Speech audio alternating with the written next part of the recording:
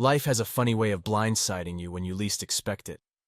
My name's Jake, and for the past 15 years, I thought I had a rock-solid marriage with my wife, Linda. We don't have kids, which used to feel like a gap in our lives, but now I see it as a small blessing amidst the storm that's come crashing down on me. We met in college, Linda and I, and hit it off right from the start. She was vibrant, full of life, and had this infectious laugh that could light up a room. We got married straight out of school, and I landed a decent job in logistics while she settled into a comfortable routine at home. Over the years, we've had our ups and downs like any couple, but I always believed we were in it together, weathering the storm side by side. Until last Tuesday, when everything I thought I knew about my life was shattered by a single message on a screen.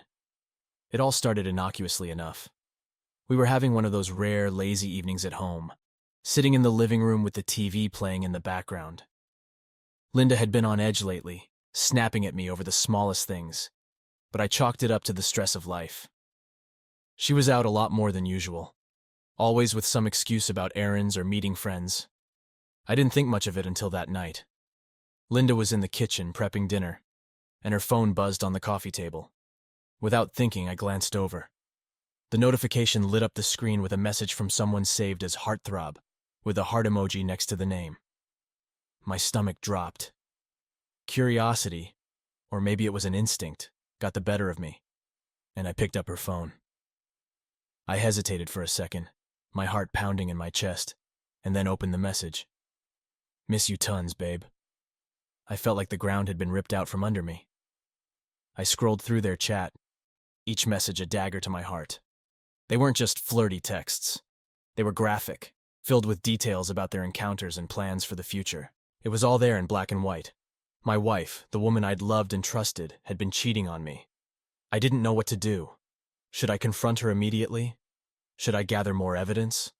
My mind was a whirlwind of anger, pain, and confusion. I heard Linda coming back into the room, and I quickly put her phone down, my hands shaking. She looked at me and smiled, but it didn't reach her eyes. I forced a smile back, my mind racing with the betrayal I had just uncovered.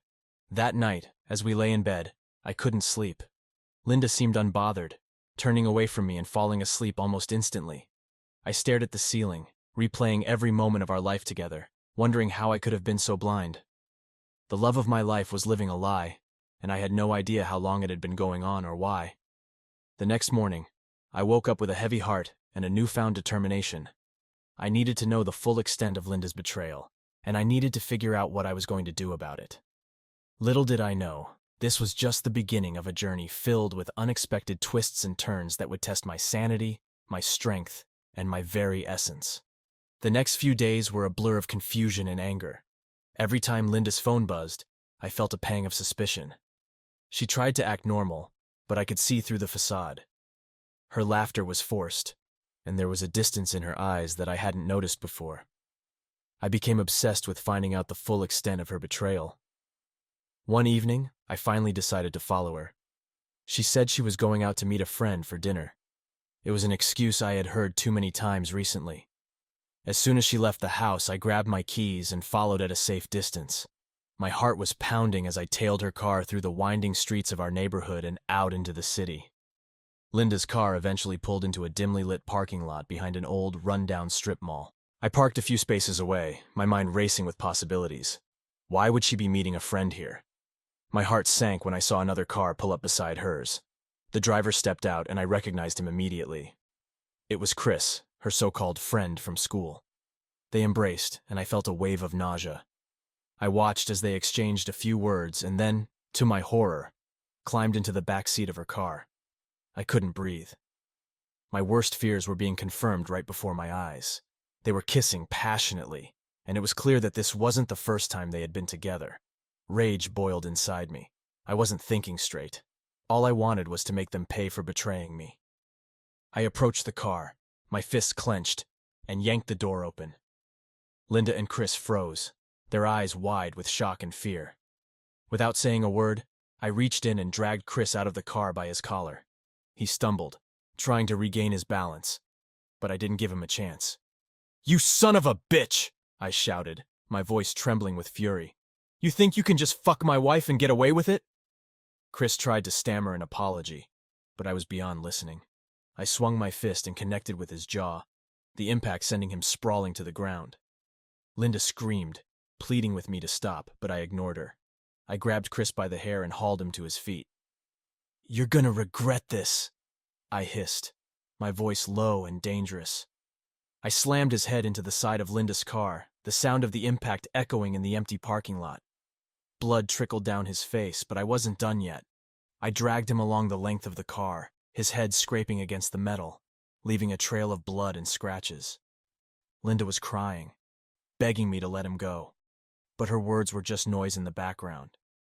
I felt a sick sense of satisfaction as I continued to punish Chris, my anger fueling every brutal action. He tried to fight back, but he was no match for my fury. I punched him again, feeling the bones in his face crunch under my fist. It wasn't enough. I wanted him to feel every ounce of pain he had caused me.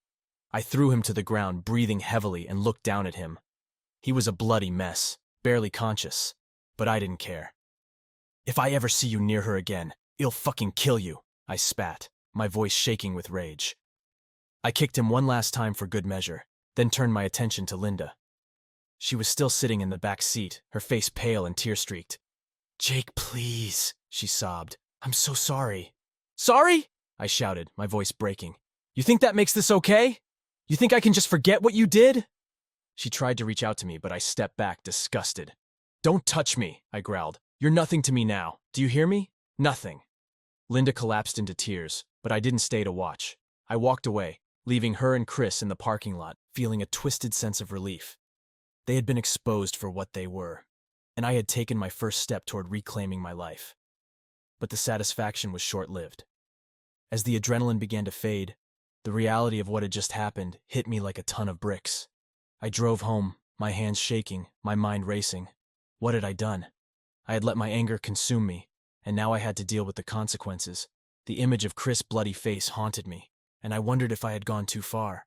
But every time I thought about Linda's betrayal, the anger surged back, reminding me that they had brought this upon themselves. When I got home, the house was eerily quiet. I sat on the couch, staring at the blank TV screen, my mind replaying the events over and over. I knew I couldn't stay here. I couldn't face Linda after what had happened. I needed to clear my head, to figure out what I was going to do next. I grabbed my keys and left the house, driving aimlessly through the night. The streets were empty, and the city lights blurred past as I tried to make sense of everything. I felt like I was losing my mind, torn between the pain of betrayal and the guilt of my violent outburst. I ended up at a small motel on the outskirts of town. The neon sign flickered above the entrance, casting a dim glow over the parking lot. I checked in, not even bothering to give a fake name, and collapsed onto the bed in my room. The events of the night played on a loop in my mind, each replay more brutal than the last. Sleep was impossible. Every time I closed my eyes, I saw Linda and Chris, their faces twisted in fear and pain. I didn't know how I was going to face the next day, but one thing was clear. My life was never going to be the same again. The betrayal had shattered everything I thought I knew, and now I had to pick up the pieces and figure out how to move forward. As the first light of dawn crept through the motel curtains, I knew I had a long road ahead of me. The confrontation had been just the beginning, and there were still so many questions left unanswered. Why had Linda done this? How long had it been going on? And most importantly, what was I going to do now? One thing was certain. I couldn't go back to the way things were. Linda had made her choices, and now I had to make mine. The journey ahead was uncertain, but I was determined to find my way, no matter how difficult it might be. The fight for my dignity and my future had just begun. The sun had barely risen when I finally dragged myself back home. The silence of the empty house was suffocating. Every corner, every piece of furniture seemed to mock me, reminding me of the life that had been shattered. I didn't know what to expect when Linda came back, but I knew I had to face her, to hear her side, even if it tore me apart.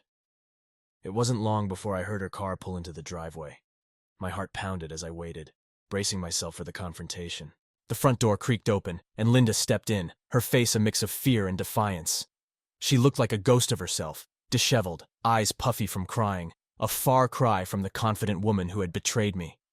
"Jake," she started, her voice trembling. We need to talk. I stood up from the couch, every muscle in my body tense. Yeah, we do. But first, I want to hear it from you. How long, Linda? How long have you been fucking him? She flinched at my words, but I didn't care. I needed the truth, no matter how painful. She took a deep breath, tears welling up in her eyes. It's been a few months, she admitted, her voice barely above a whisper. It started as just talking, but it escalated. Escalated? I repeated, my voice rising. You mean you started screwing him behind my back? How could you, Linda? How could you throw away everything we had for him? She broke down, sobbing uncontrollably. I'm sorry, Jake. I didn't mean for it to happen. I was lonely, and you were always so busy with work. Chris was just there. Her words cut deep, but they also filled me with a bitter anger. Lonely? You think that justifies betraying me? I was working my ass off to provide for us, to give us a good life. And you repay me by spreading your legs for another man? Linda's sobs intensified, but my anger wouldn't let me feel any sympathy. You have no idea what it's like to feel so alone in your own marriage, she cried. You were never around, always working late, always too tired or too busy for me. Don't you dare blame this on me, I snapped. I was working to support us. I trusted you, and you threw that trust away. The room was filled with a heavy silence as we stood there, facing each other. Linda's tears streamed down her face, but I couldn't bring myself to comfort her. She had betrayed me in the worst possible way, and no amount of tears could undo that. Why Chris? I finally asked, my voice breaking. Why him? She shook her head, wiping her eyes. I don't know, Jake. He was just there. He listened to me, made me feel wanted. I didn't plan for any of this to happen. Well, it did, I said coldly. And now we have to deal with the consequences. Linda looked at me, desperation in her eyes. Jake, please, I know I messed up, but I still love you. I want to fix this. Can we please try to work things out? Her words hung in the air, and for a moment I considered it. We had built a life together, shared so many memories. But then I remembered the messages, the images of her with Chris, and the rage boiled up again. How do you expect me to ever trust you again? I asked, my voice shaking. You lied to me, betrayed me. How do we come back from that? I'll do anything, she pleaded. I'll go to therapy. I'll cut off all contact with Chris. Just, please, don't leave me. The raw desperation in her voice tugged at something deep inside me, but I couldn't ignore the hurt and betrayal. It's not that simple, Linda. You broke something that can't be easily fixed. We stood there in silence, the weight of her betrayal hanging heavy between us. I wanted to believe her, to hope that we could somehow mend the shattered pieces of our marriage. But the pain was too fresh, the wounds too deep. I need time, I finally said, my voice barely above a whisper. Time to think, to figure out what I want. I can't make any promises right now. Linda nodded, tears still streaming down her face. I understand, she said, her voice trembling. Take all the time you need. Just, please, don't give up on us. I didn't respond. I couldn't. Instead, I turned and walked out of the house, needing to escape the suffocating weight of her betrayal. I drove aimlessly, my mind racing with a whirlwind of emotions. I felt like I was caught in a nightmare, unable to wake up. Hours passed in a blur, and I found myself parked at the edge of a quiet lake, the sun setting in the distance. The serene beauty of the scene was a stark contrast to the turmoil inside me. I sat there, staring at the water, trying to make sense of everything. Could I really forgive Linda? Could I move past the betrayal and rebuild our life together? Or was it too late? The damage too deep to repair? The questions swirled in my mind with no clear answers in sight. As darkness fell, I knew I couldn't avoid the inevitable. I had to make a decision, to face the reality of what my life had become. I took a deep breath, steeling myself for what lay ahead, and drove back home. The house was dark and quiet when I returned. Linda was sitting on the couch, her eyes red and swollen from crying. She looked up as I entered, hope flickering in her gaze. Jake, she began, but I held up a hand to stop her. I need to say something, I said, my voice firm. I'm willing to try counseling, to see if there's any chance we can rebuild our marriage. but you need to understand something. This isn't going to be easy. It's going to take a lot of work, and I can't promise that I'll ever be able to fully trust you again." Linda nodded, her expression solemn. "I understand. I'll do whatever it takes."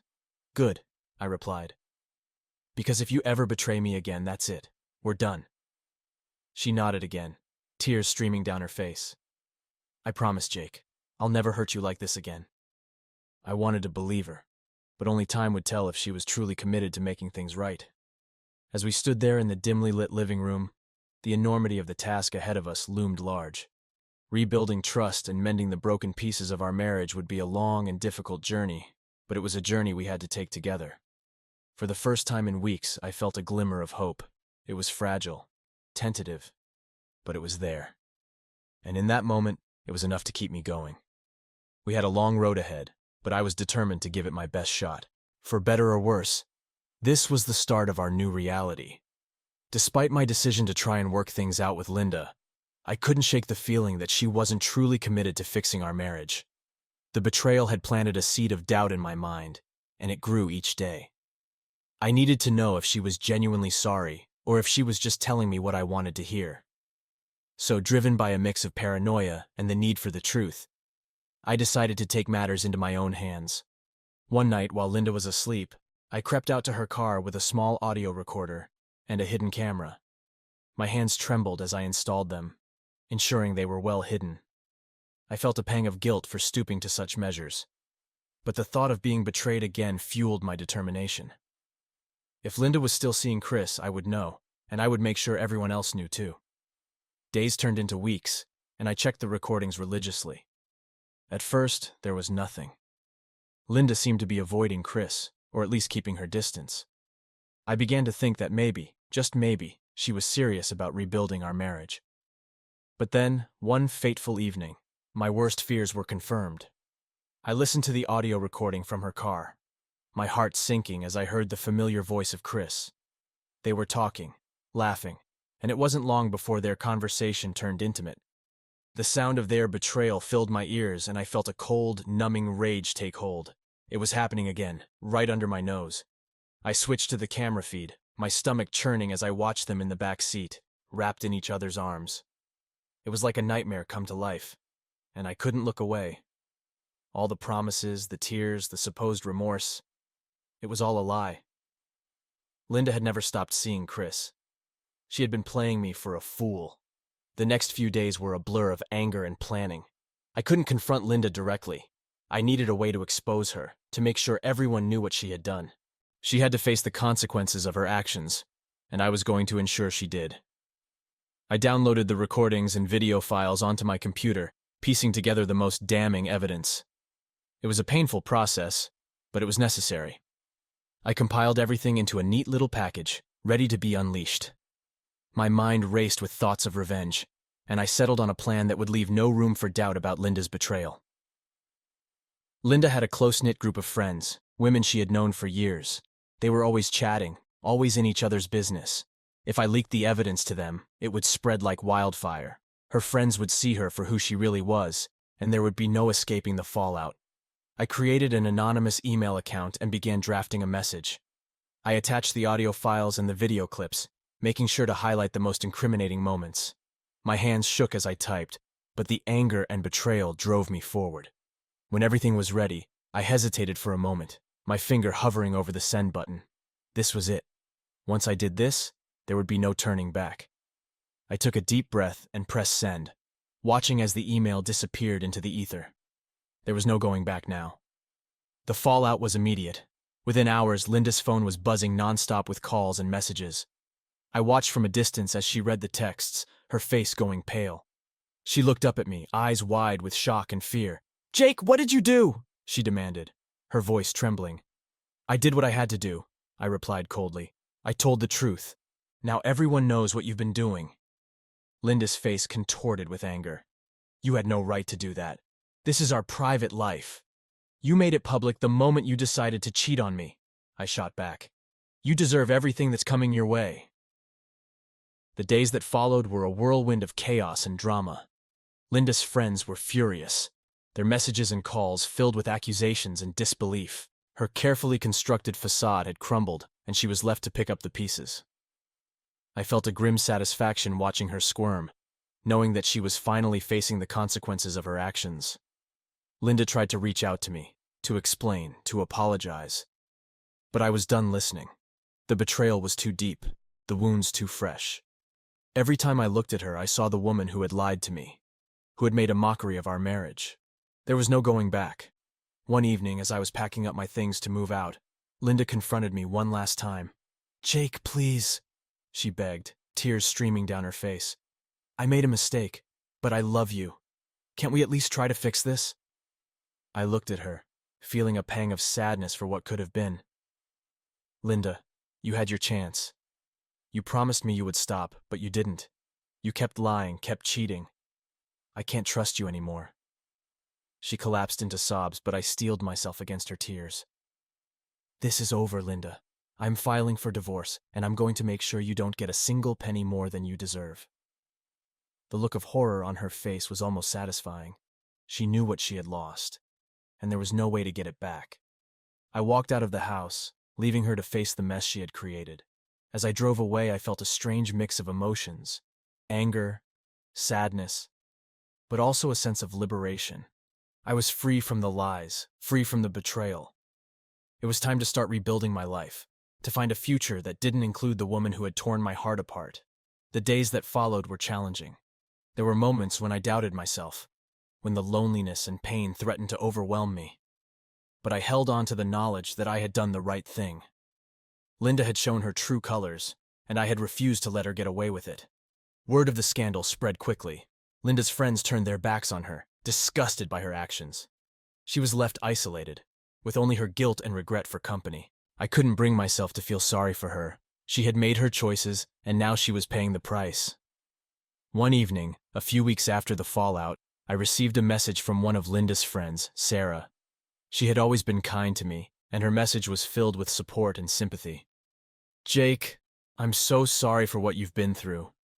If you ever need to talk, I'm here." I thanked her, feeling a glimmer of hope. Maybe, just maybe, there were people who understood, who saw the truth.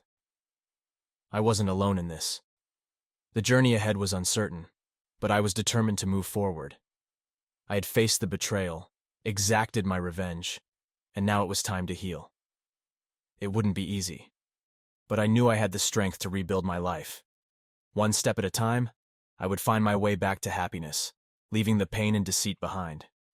Exposing Linda's betrayal to her friends had been satisfying, but there was still unfinished business. Chris, the man who had helped destroy my marriage, had gotten off far too lightly. He was as much to blame as Linda, and he needed to face the consequences of his actions. My anger and sense of justice demanded it. So, I decided to take it a step further. I would make sure Chris's life was upended just as mine had been. I had the evidence, and now I just needed to figure out how to use it. It was time for Chris to face the fallout of his decisions. The first step was finding out more about him. I did some digging and discovered he worked as a manager at a local hardware store. He also had a family, a wife and 2 kids. Knowing this, I felt a mix of anger and pity for his wife. She, like me, was probably in the dark about his deceitful actions. I was going to change that. I gathered the recordings and videos, organizing them into a detailed dossier. Every incriminating detail, every disgusting act of betrayal was meticulously documented. It was a grim task, but it fueled my determination. Chris had to face the music. I created another anonymous email account and began drafting a message to Chris's wife. I attached the files, making sure to include a note explaining who I was and why I was sending this to her. I made it clear that she deserved to know the truth about her husband. My hands trembled as I typed, but the need for justice kept me going. When the message was ready, I took a deep breath and hit send. It was done. There was no turning back. I could only imagine the chaos that would unfold when Chris's wife read the email and saw the evidence of his infidelity. Next, I turned my attention to his employer. Chris had portrayed himself as a respectable manager, a family man. His actions proved otherwise, and I was determined to expose him. I gathered the most damning evidence and crafted another email, this time addressing it to his boss. I explained the situation, emphasizing the moral and ethical breach Chris had committed. I attached the files and sent the email, feeling a sense of grim satisfaction. The fallout began almost immediately. Chris's wife, Anna, responded first. Her message was a mix of disbelief, anger, and heartbreak. "Who are you? Why are you doing this to me?" she demanded. "Is this some kind of sick joke?" I replied, trying to be as compassionate as possible. "Anna, I'm sorry you have to go through this, but you deserve to know the truth. Your husband has been cheating on you with my wife. I found out, and I couldn't let you stay in the dark. I'm truly sorry for the pain this will cause you." Her response was brief and filled with despair. "I don't know what to say. Thank you for telling me. I need to talk to Chris." I felt a pang of sympathy for Anna, knowing that her world was about to be turned upside down, just like mine had been. But she needed to know the truth, painful as it was. Chris had to face the consequences of his actions, and this was part of it. The response from Chris's employer came next. It was a formal acknowledgement of the email, stating that they would investigate the matter thoroughly. I knew that in his line of work, this kind of scandal could ruin his professional reputation, and that's exactly what I intended. Days later, I heard through the grapevine that Chris had been suspended from his job pending the investigation. The news spread quickly, and soon, everyone in his workplace knew about his infidelity. His reputation was in tatters, and he had no one to blame but himself. Meanwhile, Anna filed for divorce. The evidence I had provided made it an open and shut case. Chris tried to reach out to me, pleading for me to stop ruining his life, but I ignored him. He had made his bed, and now he had to lie in it. The satisfaction of seeing him face the consequences was a small comfort amidst my own pain. Linda, on the other hand, was livid when she found out what I had done. "How could you?" she screamed at me one evening. "You've ruined his life. He has a family, for God's sake." "And what about our life, Linda?" I shot back. "What about our marriage? You ruined that, and he helped you. He deserves everything that's coming to him." Linda's fury was matched only by her desperation. She tried to convince me to retract the emails, to somehow undo the damage. But there was no going back. Chris had to face the consequences, just as she did. And I wasn't about to let either of them off the hook. The fallout was extensive. Chris lost his job, and his wife took the kids and left him. He was left alone, his life in shambles. Linda, too, faced the cold shoulder from her friends and family, who now knew the full extent of her betrayal. Our marriage was over, and she was left to deal with the wreckage of her actions. For me, the revenge was bittersweet. It didn't erase the pain or heal the wounds, but it gave me a sense of closure. I had taken control, refused to be a victim, and now it was time to move on. The weeks that followed were a blur of legal meetings and emotional upheaval. I filed for divorce, determined to sever the ties that had once bound us. Linda tried to fight it, but the evidence was overwhelming. The court granted me a favorable settlement, and I walked away with a sense of justice. Moving on wasn't easy. The betrayal had left deep scars, and there were days when the pain felt unbearable. But slowly, I began to rebuild my life. I reconnected with old friends, threw myself into my work, and started to find moments of peace amidst the chaos. One evening, as I was unpacking the last of my things in my new apartment, I received a message from Sarah, one of Linda's former friends. She had been supportive throughout the ordeal, offering a shoulder to lean on. Her message was simple but filled with hope. "Jake, I'm so proud of you. You deserve happiness. Keep moving forward." Her words resonated with me. I had faced the darkest days of my life and emerged stronger. The journey ahead was still uncertain, but I was ready to face it. For the first time in a long while, I felt a glimmer of hope. The past was behind me, and a new chapter was beginning. Revenge had been a powerful motivator, but it was time to let go of the anger and focus on healing. Chris and Linda were out of my life, and I was free to build a future on my own terms. It was a long road ahead, but I was determined to walk it, one step at a time. The weeks following the divorce were some of the most challenging I'd ever faced. The emotional roller coaster of anger, sadness, and a strange sense of relief consumed me daily. Linda and I had signed the final papers, officially ending our 15-year marriage. There was a weight lifted off my shoulders, but also a lingering heaviness in my heart. It was over, but it wasn't easy. One evening, as I was settling into my new routine, I got a text from Linda. "Can we talk? One last time, please." I stared at the message, a mix of curiosity and dread filling me. Part of me wanted to ignore her, to move on without looking back. But another part of me, the part that remembered the good times and the love we once shared, felt the need for closure. I agreed to meet her at a local park, a neutral place where we could talk without the weight of our past pressing down on us. The park was quiet when I arrived, the sun setting behind the trees, casting long shadows on the ground. Linda was already there, sitting on a bench, looking out over the small pond. She seemed lost in thought, her face etched with the lines of stress and sorrow. Seeing her like that stirred something inside me, a mix of old feelings and new wounds. I walked over and sat down beside her, leaving a respectful distance between us. "You wanted to talk?" I asked, my voice steady. Linda turned to look at me, her eyes filled with tears. "Jake, I'm so sorry for everything. I know I've said it before, but I need you to hear it. I'm truly sorry." I nodded, not trusting myself to speak.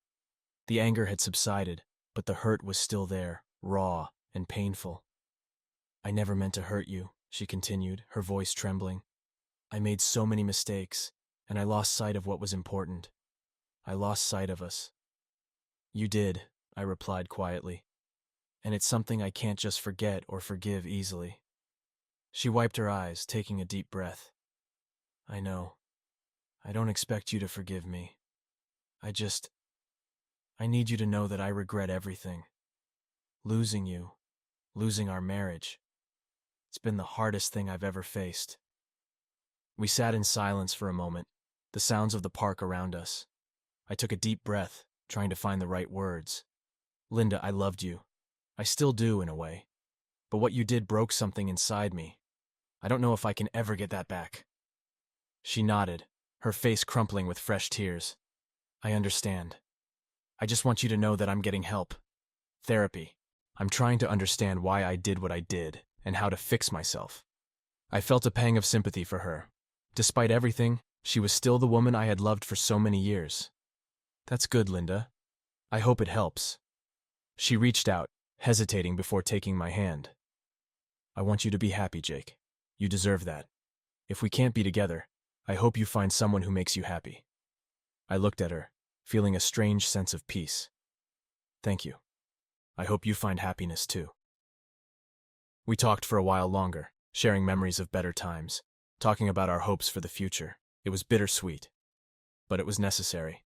As the sky grew darker, we stood up, knowing it was time to say goodbye. "Take care of yourself, Jake," Linda said, her voice soft. "You too, Linda," I replied, feeling a lump in my throat. We parted ways, each of us heading into a future without the other. It was the end of a chapter, but also the beginning of a new one. As I walked back to my car, I felt a sense of closure. The past was behind me, and it was time to look forward. A year had passed since the divorce, and life had taken on a new rhythm. The anger and betrayal had faded, replaced by a sense of peace and acceptance. I had learned to let go, to forgive, not just Linda, but myself. I had been through a storm and come out stronger on the other side. My relationship with Sarah had blossomed into something more than friendship.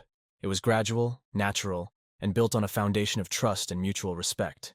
We enjoyed each other's company, and for the first time in a long while, I felt genuinely happy. One evening, as we sat on my balcony watching the sunset, Sarah took my hand. "Jake, I'm so proud of you. You've come so far, and it's been amazing to see you grow." I looked at her, feeling a warmth in my chest. "I couldn't have done it without you, Sarah. You've been my rock." She smiled, leaning in to kiss me. It was a gentle, loving kiss, filled with promise and hope. "Here's to new beginnings," she whispered.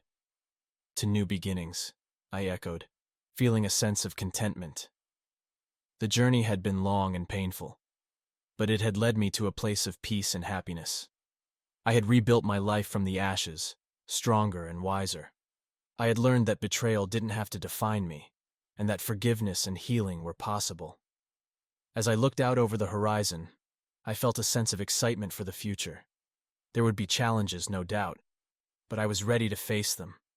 With Sarah by my side and the lessons I had learned, I knew I could handle whatever life threw my way. The past was behind me, and a new chapter was beginning. One filled with hope, love, and endless possibilities. And for the first time in a long time, I was truly happy. Next part 7. Resolution of the problem.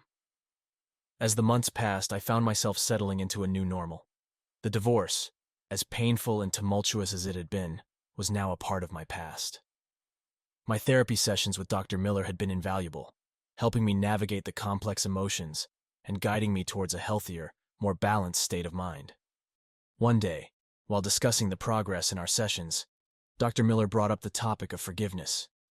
"Jake, you've come a long way in dealing with the betrayal and the anger," he said, leaning forward in his chair. "But have you considered what forgiveness means for you? Not just forgiving Linda or Chris, but forgiving yourself as well." The question lingered in my mind long after the session ended. Forgiveness had always seemed like a distant, almost impossible goal. But as I thought about it more, I realized that holding on to the anger and resentment was only hurting me. It was time to let go, to truly move forward. I decided to take a small but significant step. I reached out to Linda, suggesting we meet for a final conversation. She agreed, and we chose a quiet cafe where we could talk without interruptions. When I arrived, Linda was already there, looking more composed than I had seen her in a long time. We exchanged pleasantries and sat down, an awkward silence hanging between us. "I've been thinking a lot about everything," I began, breaking the silence. "About the betrayal, the divorce, and everything that's happened since. And I realized that I need to let go of the anger, for my own sake." Linda nodded, her eyes reflecting a mix of emotions. "I understand, Jake. I've been doing a lot of thinking too, and I'm truly sorry for everything. I know I've said it before, but I need you to know how much I regret my actions." I took a deep breath, feeling a sense of calm wash over me. "I appreciate that, Linda, and I want you to know that I forgive you. It doesn't mean I've forgotten, but I need to let go of the past to move forward." Her eyes filled with tears, and she reached across the table to take my hand. "Thank you, Jake. That means more to me than you'll ever know." We talked for a while longer, sharing memories and discussing our hopes for the future. It was a cathartic experience, a chance to finally close the chapter on our marriage with a sense of understanding and peace. Leaving the cafe, I felt a weight lift off my shoulders. Forgiving Linda was a crucial step in my healing process, but forgiving myself was equally important. I had been through a lot, but I had emerged stronger and more resilient. Part 8. New Life. With the past firmly behind me, I focused on building a new life filled with positive experiences and meaningful connections. My relationship with Sarah continued to grow, becoming a source of joy and stability. We spent our weekends exploring new places, trying out new hobbies, and simply enjoying each other's company. One sunny afternoon, Sarah and I decided to take a hike up to a beautiful overlook we had heard about. The trail was challenging, but the views at the top promised to be worth it. As we climbed, we talked about our plans for the future, our dreams, and our goals. "I've been thinking a lot about the future," Sarah said, pausing to catch her breath. "About what I want and where I see myself." "Me too," I replied, smiling at her. "And I see you in it." She looked at me, her eyes filled with warmth. "I see you in mine too, Jake. I can't imagine my life without you." Reaching the top of the trail, we stood side by side, looking out over the breathtaking view. The sun was setting, casting a golden glow over the landscape. It was a moment of pure beauty, a reminder of how far I had come and how much I had to look forward to. "Jake, there's something I want to ask you," Sarah said, turning to face me. She reached into her pocket and pulled out a small, simple ring. "Will you be my partner, in every sense of the word? Will you move in with me?" I was taken aback, my heart swelling with emotion. "Sarah, I'd love to," I said, taking her hands in mine. "I can't think of anything I'd want more." We kissed, sealing our commitment to each other. It was a new beginning, a fresh start with someone who understood me and accepted me for who I was. Moving in with Sarah was a seamless transition. Her home quickly became our home, a place filled with laughter, love, and new memories. We decorated together, blending our tastes and creating a space that felt truly ours. One evening, as we were unpacking the last of my boxes, Sarah found an old photo album. It was filled with pictures from my past. images of happier times with Linda, moments that seemed like a lifetime ago. "Do you want to keep this?" Sarah asked gently. I looked at the album, feeling a mix of nostalgia and sadness. "I think it's time to let go," I said. "Those memories are part of my past, but they don't define my future." We set the album aside, ready to donate it. It was a symbolic gesture, a way of embracing the new life we were building together. Life with Sarah was filled with small, joyful moments that made each day special. We cooked together, went on spontaneous road trips, and spent lazy Sundays reading and talking. It was a life I had never imagined but had always hoped for. As time passed, I found myself reflecting on the journey that had brought me here. The pain and betrayal had been transformative, shaping me into a stronger, more resilient person. I had learned the importance of forgiveness, the value of true friendship, and the power of love. One evening, as we sat on the porch watching the stars, Sarah turned to me with a smile. "Jake, do you ever think about how far you've come?" "All the time," I replied, squeezing her hand, "and I'm grateful for every step of the journey. It brought me to you." She leaned her head on my shoulder, and we sat in comfortable silence, knowing that our future was bright and filled with endless possibilities. The past was a part of me, but it no longer defined me. I had found happiness, love, and peace. The journey had been long and difficult, but it had led me to a place of true contentment. And as I looked up at the stars, I knew that this was just the beginning of a beautiful new chapter.